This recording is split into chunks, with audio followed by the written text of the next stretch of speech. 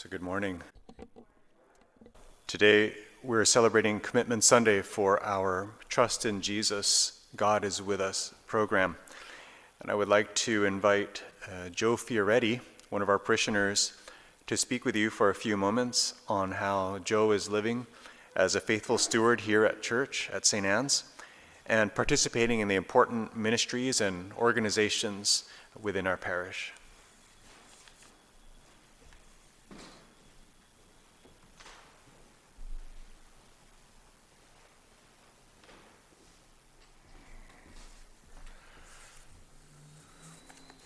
Good morning, everyone. My name is Joseph Fioretti, and I'm a parishioner here at St. Anne's, as well as one of the catechists in the Faith Formation program. I'd like to take a few minutes to share a few thoughts and ideas with you. But first, I'd like to ask you to look around and think about what you see and what it means to you. Obviously, you'll see other people, perhaps your friends. You'll see beautiful statues. You'll see the stained glass. You'll see our priest, Father Torres, etc. You get the idea. Now back to me. My life has been touched by Catholicism from before the time I was even born, when my mother went against doctors urging her to terminate her pregnancy for health concerns. I was given the gift of life. Growing up, I lived down in Westchester, about an hour north of New York City. I had a formal religious education, and we were members of the local parish. My parents made sure to thoroughly plant the seeds of true Catholicism inside me all through my childhood, hoping that these seeds would sprout at some point in my life should I ever neglect them or turn my back on them. And I'm so glad they did. Now, as many children experience, I had my fair share of struggles growing up, but my mother kept telling me two things that are still tucked in the back of my mind even to this day. Firstly, she said, wherever you are, always seek out the good, the true, and the beautiful. And secondly, she told me always have something to look forward to.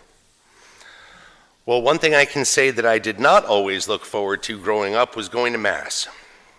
The Monsignor was close to retirement, and aside from the yearly carnival fundraiser, there was very little camaraderie and sense of community, aside from the weekly pleasantries of, hey, how are you? I sat through Sunday Mass each week, either in a pew or up on the altar as an altar boy, wondering what the point of doing all this was. It was boring. And when I transitioned into adulthood, I was happy to leave that old, sleepy church behind.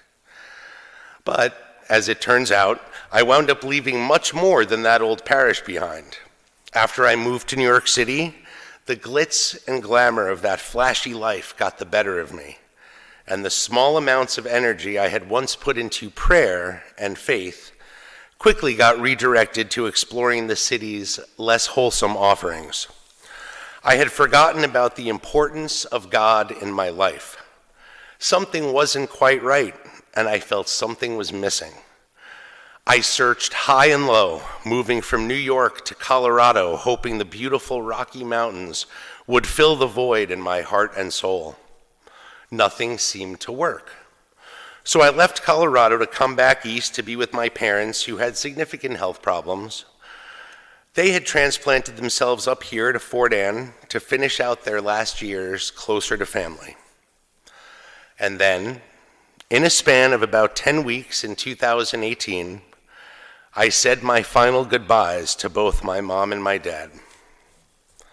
When we had moved to the area, since my family members were all part of this parish, I decided I should start going back to Mass.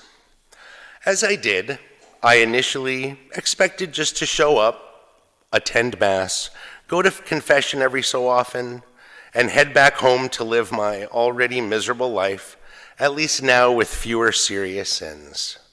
After all, what could this cute little church in this sleepy little town offer me?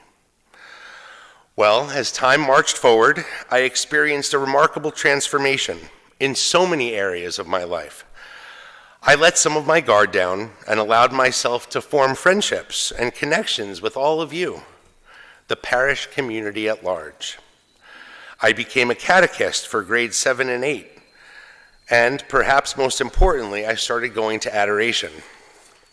On September 9th, 2019, I found myself on a plane to Israel with Father Torres and 16 other wonderful people. What was happening? I felt this organic desire to become closer to God and be more involved. I wanted more of it. So, whether it was making some soups for our Lenten soup suppers or contributing to Mom's kitchen dinner on Wednesdays in Whitehall, I wanted to be involved. Before COVID, I gave some of my time to Our Lady of Hope's Hope After School program, so kids in Whitehall had a safe place to go for homework help after school. Father then invited me to participate in Marian consecration with the 33 Days to Morning Glory program, and so I eagerly signed up.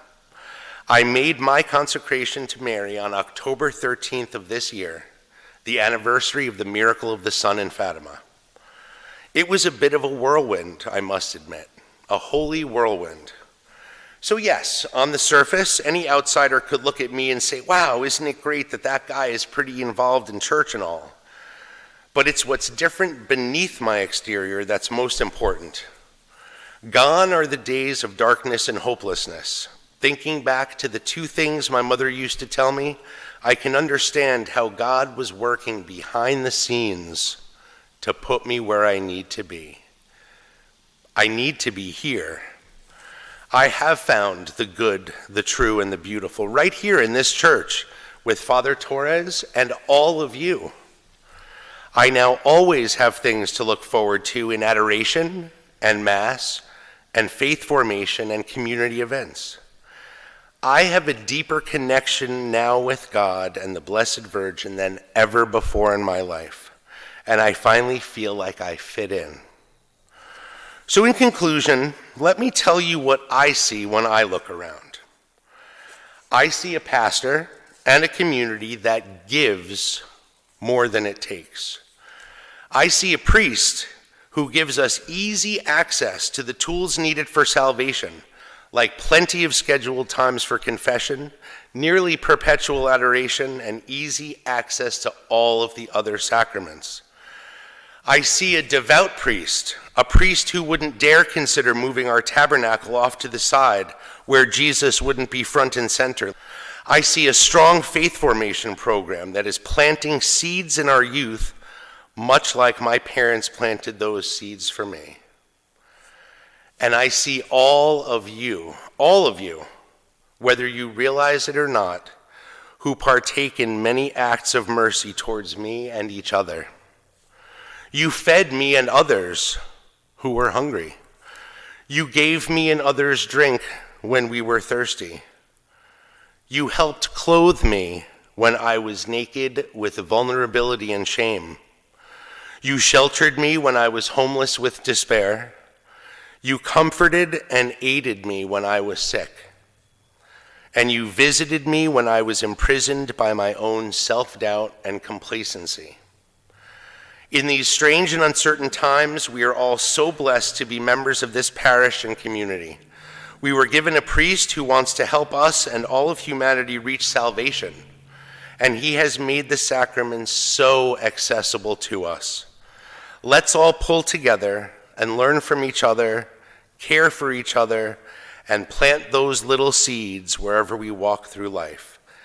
Because it was this cute little church in this sleepy little town, this community, made up of all of you and our priest, Father Torres, that gave me the tools to find my way back into the loving arms of the Blessed Mother, whose hand I can hold as she walks with me to the face of Jesus on the cross, where I can truly say, "Here I am, Lord."